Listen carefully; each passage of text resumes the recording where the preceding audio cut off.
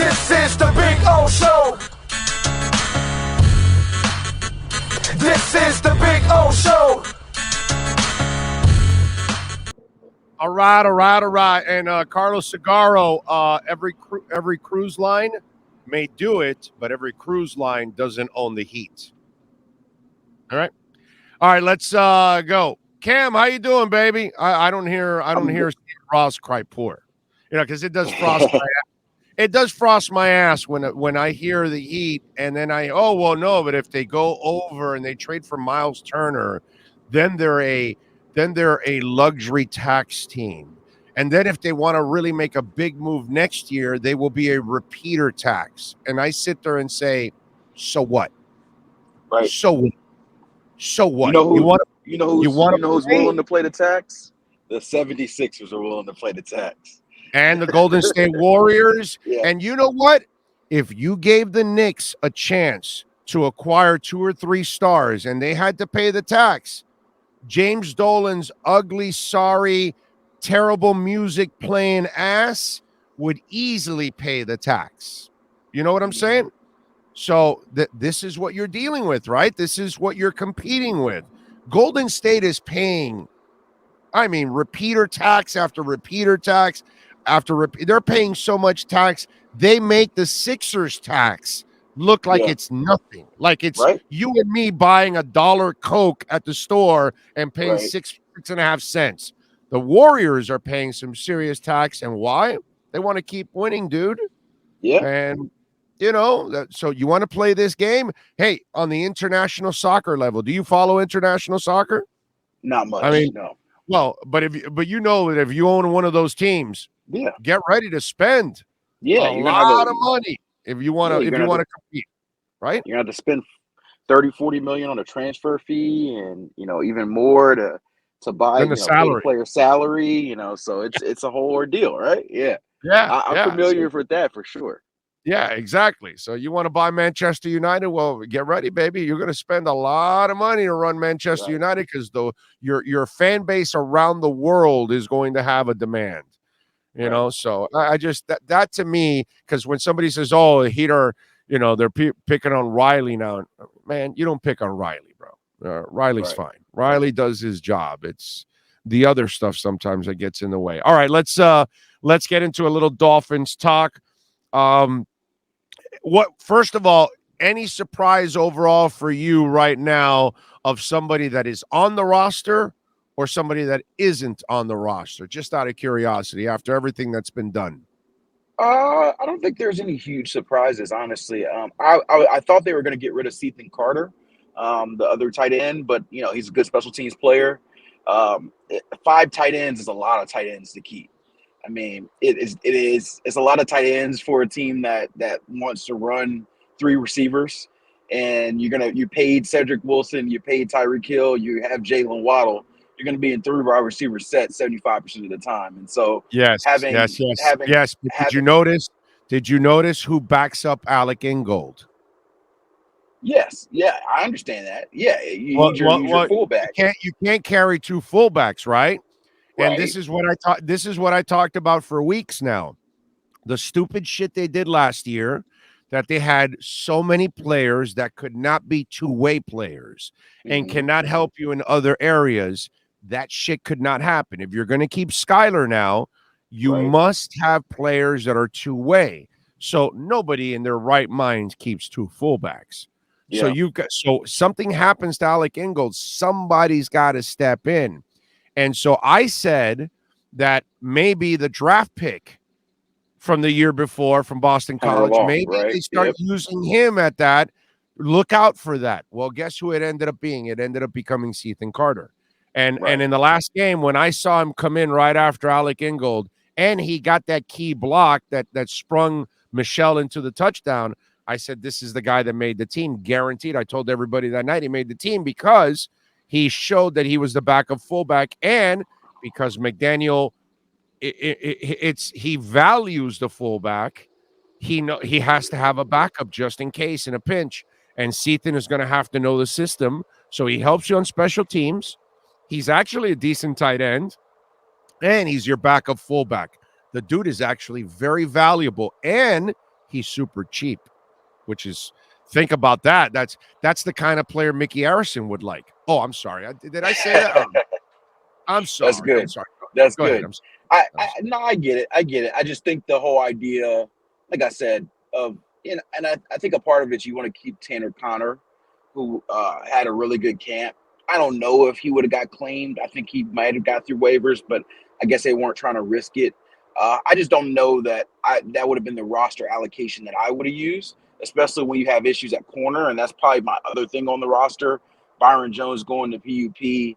The Dolphins seem to be okay with their corner depth. Chris Greer saying we're fine, Zero and panic, bro. and I Zero. don't know, and maybe they see something I don't see, but I'm worried. I'm panicking. So I just don't see that you're cool with the first 4 weeks just rolling with Keon Crossan or Noah Igbenogany or Kadir Kahui as your other corner when you go in three receiver, three corner sets. So, and Justin Bethel, who they just signed, is a core special teams guy. He's not going to play defense for you. So I just don't. That was the other element that confused me. I thought they would. One, I was surprised that they slow played the Byron thing as far as optimistic all camp. I think we did the show right before that decision, and I was like, they've given us every element of optimism that he's going to be off the PUP, and then he gets placed there.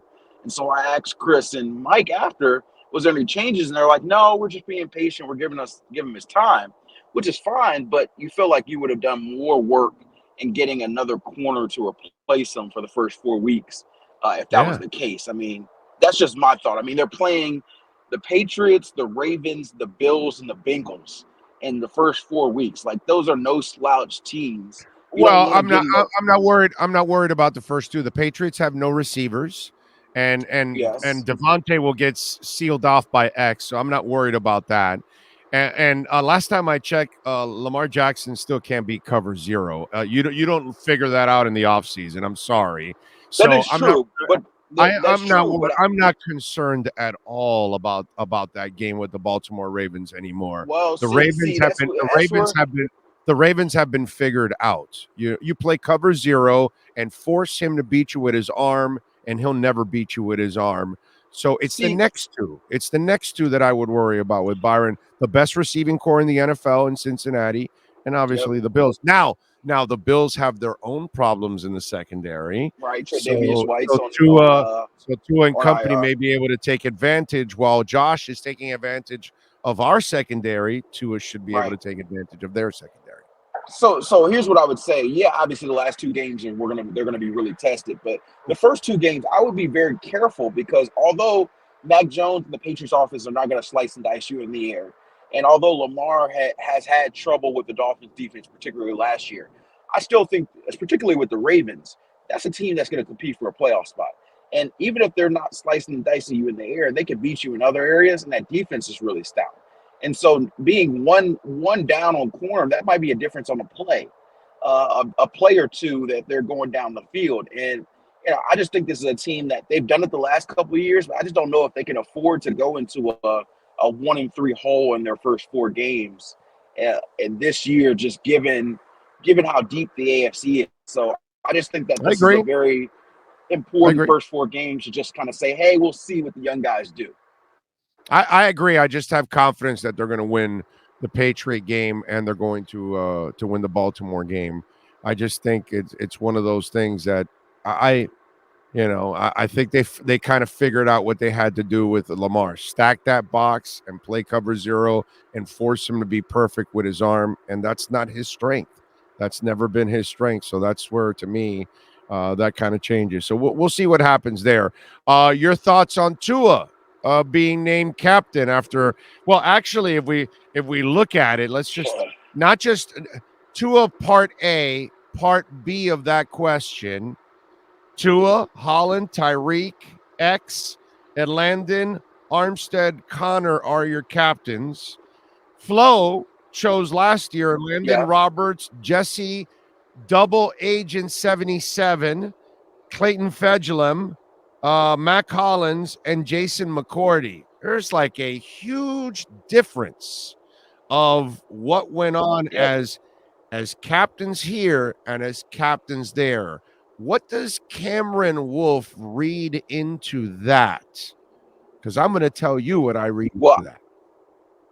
Go ahead. Well, I think it's two things. One, on the overall captaincy, I think that it's very good for teams when their best or most important players are your captains. Like you just mentioned before, you mentioned guys like Clayton Fedulum and Matt Collins and Jesse Davis and Jason McCourty. No offense to those dudes, but they were not very important into the long-term future of the Dolphins last year. They were maybe the most vocal dudes, but they were not the most important, the most impactful, the best players. And so when your best players, your highest paid players, your most talked about players on TV are also your leaders, I think that's a great example of what you want in a team building. So that's the first thing. And on another note on that, 6 of the 7 guys that are captains this year are also first-time captains for the Dolphins. And so you're resetting your leadership there. Guys like, Teron Armstead and Tyreek Hill, your 2 biggest free agents signings. Tyreek's trade, but essentially free agent as well. Those are the guys who are getting paid. They're also captains. And so I think it's very important for the locker room. Guys pay attention to who gets paid. The guys get paid or who they think the culture of the team is. And so for those guys to get voted the captain, that says a great deal about where they have established the leadership of their team early on. Now, the other element, one more element on the team aspect, Javon Holland being a second-year safety, getting 22 years old, getting captaincy. We talked a lot about Javon Holland, but clearly his teammates think as highly of him as I do, as a lot of people do, as far as him being a potential Pro Bowl player. So those are probably the overall team views. Now, specifically for Tua, I talked about this on TV yesterday, and people were asking me, why is it important for the, quarterbacks are supposed to be the captain. Why are you making a big deal out of this? Well, I'm making a big deal out of it because it was made a big deal last year when he wasn't. And I think that it's important that clearly his teammates, whether last year was because he didn't want to be or because they didn't vote him, like, I don't really care about the innuendos. But to me, I think it's important that all the change that we talked about with him, as far as his personality, as far as his confidence, as far as how the head coach and the team are supporting him, as far as how the team believes in him, all that has transferred into him becoming the resounding vote winner of that captaincy, like the guy who got the #1 amount of votes.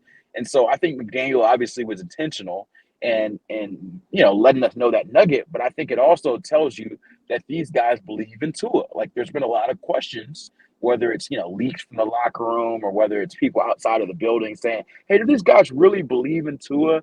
Well, that vote to me confirms that yes, we believe in him not only on the field, but we believe in him to speak on our behalf and be the leader of our offense, of our team.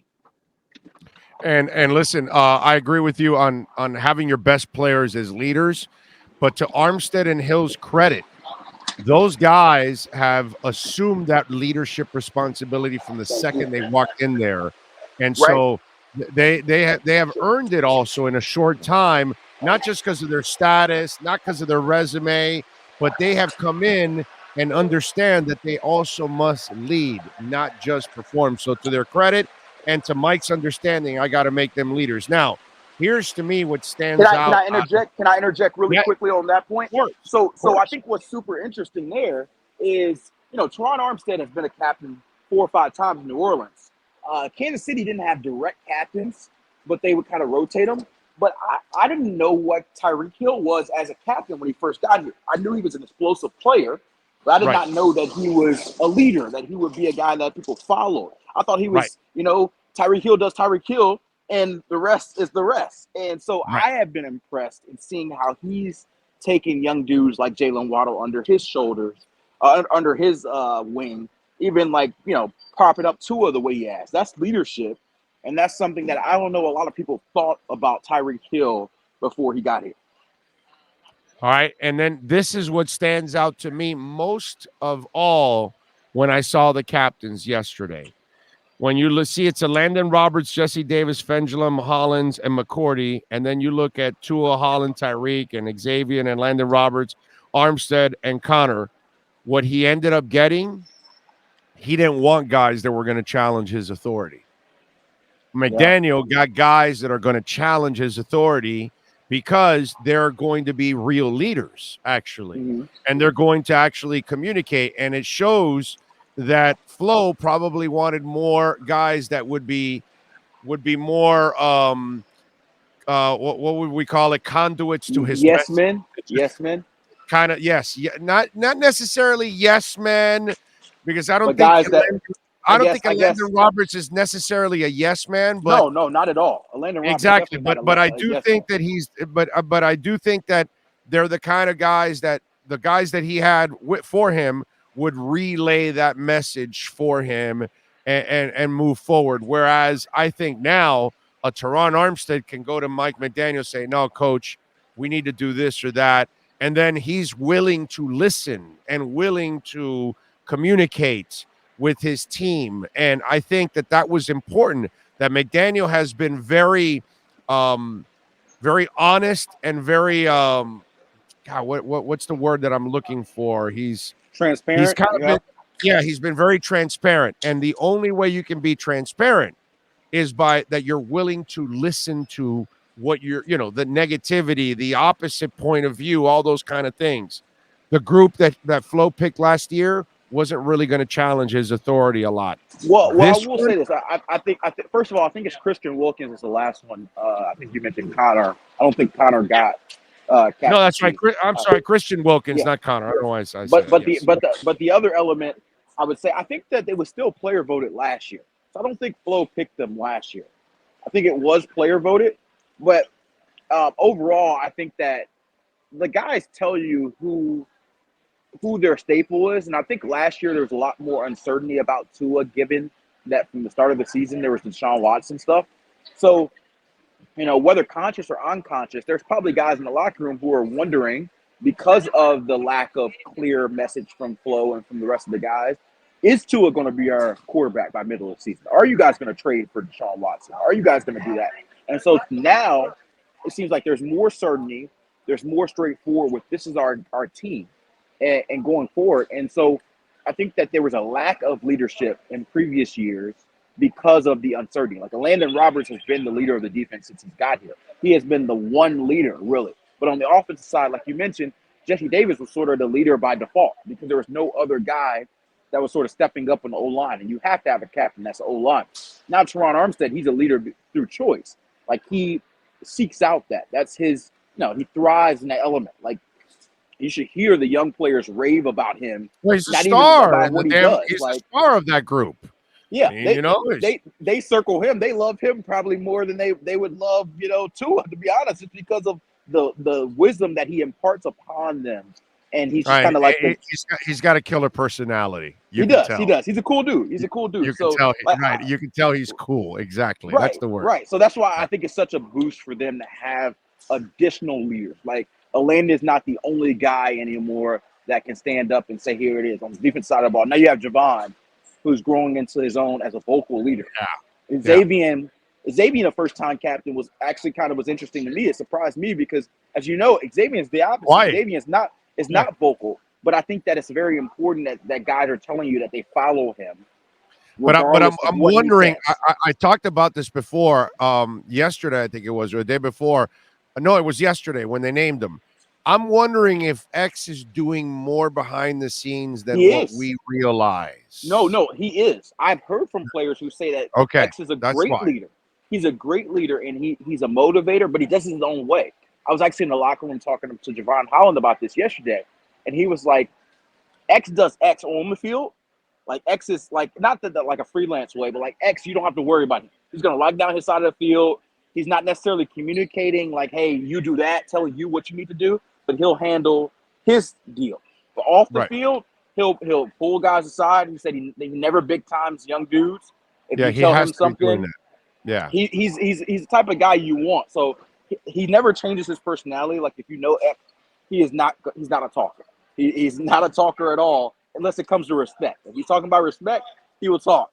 But otherwise, he's not going to talk much. But he is a leader for that team, and I think it was cool for him to have that be captaincy because that tells you behind the scenes what guys see. Maybe that because if we were picking 6 captains, I don't think we would have chosen X because of what we see in the public. Right. But they are choosing their captains for them, and so that's why I think that's important.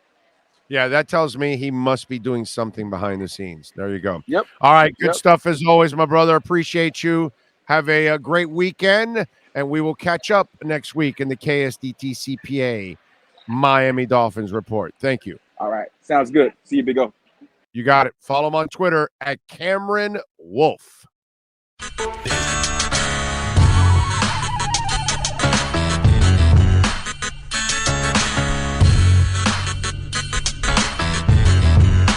This is the Big O Show.